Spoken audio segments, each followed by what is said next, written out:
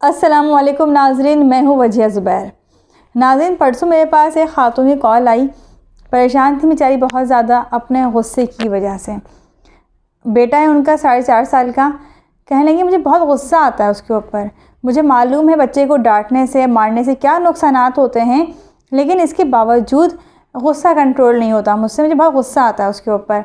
कल की ही बात है कि मैं फ़ोन पे बात कर रही थी और मेरा बेटा मुसलसल कुछ ना कुछ आकर मुझसे कह रहा था। मैंने उसकी बात नहीं सुनी। उसने मुझसे कहा कि आप मेरी बात सुने वरना मैं आपको अपना टॉय मार दूँगा। कहने लगी कि मैंने सुन के अनसुनी कर दिया, मैंने कोई ख़ास तवज्जो नहीं दी।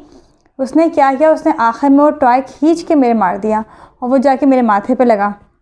कहने में इतना शदीद गुस्सा आया मुझे। मैं देखा मेरे पास एक शूज़ पड़ा हुआ था। मैंने उठाया वो जूता और रख के मैंने बच्चे को मार दिया। और इतनी ज़ोर से लगा उस बच्चे के, उसके फेस पे जाके लगा वो जूता।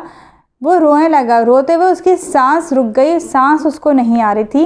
कहने मैं कितनी देर तक उसकी पीठ पे हाथ मारती रही, करती रही कि वो ठीक हो। लेकिन काफ़ी देर के बाद जाके उसकी सांस बहाल हुई है, सांस दोबारा आई है उसे। रोने लगी वो। कहने लगी मुझे इतनी तकलीफ़ हुई, कितनी ज़ोर से लगा होगा मेरे बेटे को जो इस तरह तड़प के रोया है वो।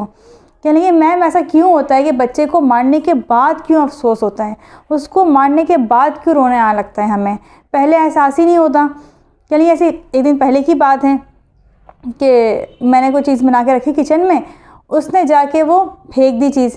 कि मुझे बड़ा गुस्सा आया उसके ऊपर और मैंने कहा चलो तुम निकलो घर से बाहर। कहीं मैंने उसको बाहर सहन की तरफ कर दिया। सहन में अंधेरा था बहुत ज़्यादा। और डर गया बुरी तरह से, मेरे पाँव से लिपट गया। सॉरी कहने लगा कि मामा नहीं, प्लीज़ मामा मुझे बाहर नहीं निकालें आप, मुझे बहुत डर लग रहा है। क्यों कहाँ पर बुरी तरह से सॉरी कर रहा था, लेकिन मैंने उसकी कोई बात नहीं सुनी। मैं तुम बाहर निकल जाऊँ। रोने लगी। यानी मुझे इतना अफसोस हो रहा है कि मेरा बच्चा मुझसे माफ़ी मांग रहा था। इतना खौफज़दा था मेरा बच्चा और मैंने उसकी बात ही नहीं सुनी। यानी ऐसा क्यों होता है मैम। मैंने सारी बात सुनने के बाद कहा देखिए ये सारा मसला आपका अपना है, आपके गुस्से का मसला है। बच्चे तो करते हैं इस तरह के काम।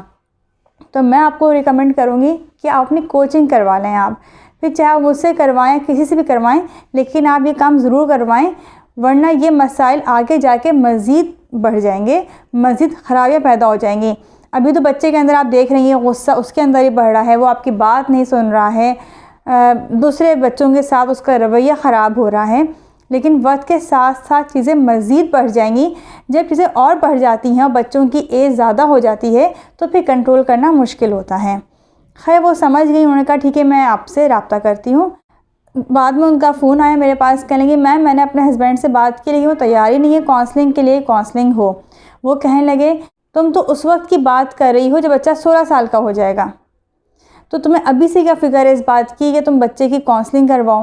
लेकिन मैं क्या करूँ, मेरे हस्बैंड जो हैं वो तो तैयार ही नहीं है इस बात के लिए कि काउंसलिंग करवाई जाए। तो मैंने उनसे कहा देखें मुझसे जो ख़वातीन काउंसलिंग करवा रही होती हैं, ज़्यादातर ख़वातीन का यही मसला होता है कि उनके हस्बैंड इस बात को नहीं समझ रहे होते हैं। बहुत कम हस्बैंड्स होते हैं या बहुत कम बाप होते हैं जो इस बात को समझते हैं कि हमारे बच्चे के लिए हमें काउंसलिंग की ज़रूरत है।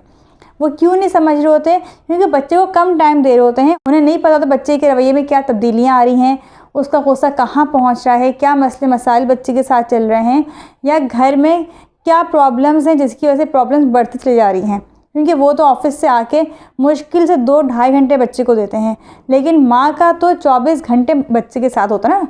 माँ जो है पूरा वक्त बच्चे के साथ गुजार रही होती है। माँ को नज़र आ रहा होता है कि बच्चा मेरा पहले किस तरह का था, बाद में किस तरह का हो रहा है। लेकिन खैर उन्होंने कहा कि नहीं मैम मैं नहीं करवा सकती काउंसलिंग।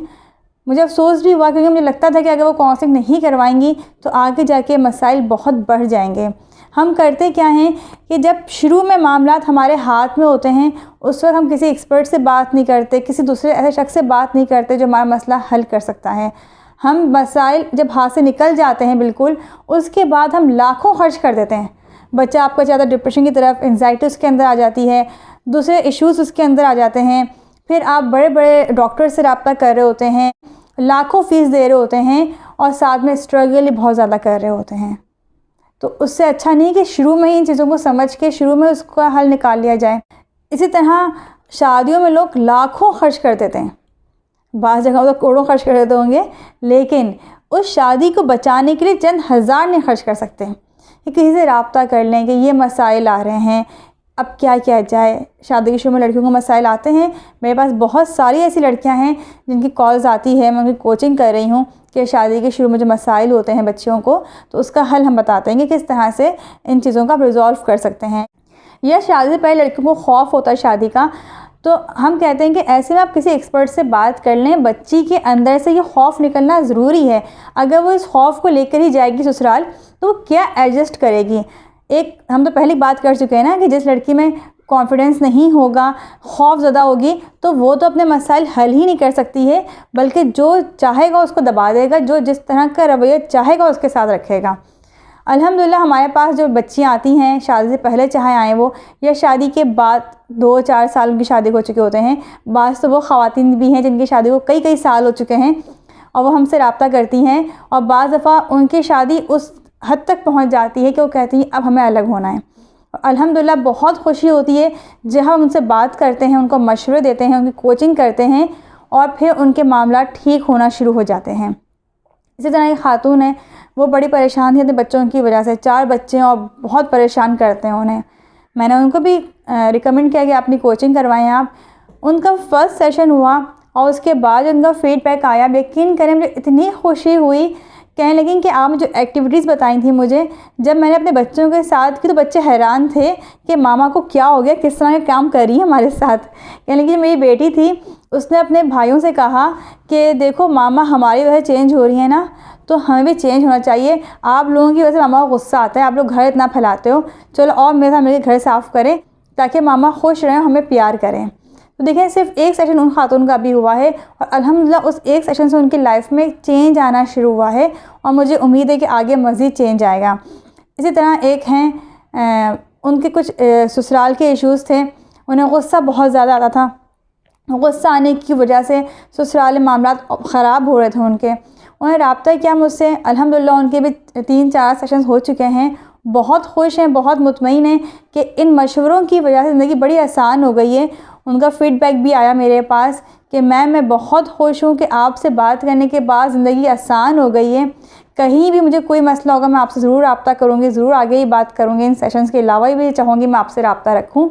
खुशी होती है जब लोगों के मसाइल हल हो जाते हैं। देखें हर मसले का हल हम खुद नहीं ढूंढ सकते हैं, हल तो हमारे पास होता है लेकिन हमें नज़र नहीं आ रहा होता, तो किसी ना किसी से मशवरा करना बहुत ज़रूरी है। आपके ख़ानदान में कोई शख्स आपको ऐसा नज़र आता है जो आपको मशवरा दे सकता है, तो आप उससे बात करें। या आप अगर लगता है आपको कि नहीं मेरी बहुत पर्सनल चीज़ें मैं डिस्कस नहीं करना चाहती हूँ किसी से, तो अपने किसी दोस्त से डिस्कस कर लें, मेरी ज़िंदगी में ये इश्यूज़ आ रहे हैं, तुम बताओ मैं क्या कर सकती हूँ।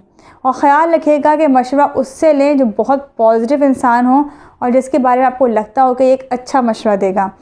अगर दोस्त भी इस तरह का नहीं है, कोई बस बहुत सी ख़वातीन ऐसी होती हैं, बहुत से मर्द ऐसे होते हैं जिनके पास कोई ऐसा नहीं होता है जिससे वो अपनी बात शेयर कर सकें, तो किसी न किसी एक्सपर्ट से आप ज़रूर रब्ता करें इस बात के लिए कि जो मेरी ज़िंदगी में प्रॉब्लम्स आ रही हैं इनका हल कैसे निकलेगा। क्योंकि एक बात याद रखें, जिस वक्त प्रॉब्लम खड़े हों, जिस वक्त परेशानी आना शुरू हो, उसी वक्त उसको अपनी ज़िंदगी से निकाल दें, वरना आगे जाके वो चीज़ इतनी बड़ी हो जाती है कि उसको कंट्रोल करना मुश्किल हो जाता है, ज़्यादा मेहनत करनी पड़ती है, ज़्यादा स्ट्रगल करनी पड़ती है। तो इस बात को समझें कि अगर लाइफ में प्रॉब्लम आ रही है तो उसका हल निकालने की कोशिश करें। हर शख्स को कंधे की ज़रूरत होती है, तो फिर आज ही उस कंधे को तलाश करें और अपनी ज़िंदगी आसान करें। उम्मीद है वीडियो बहुत पसंद आई होगी आप लोगों को। बहुत बहुत शुक्रिया। अल्लाह हाफ़िज़।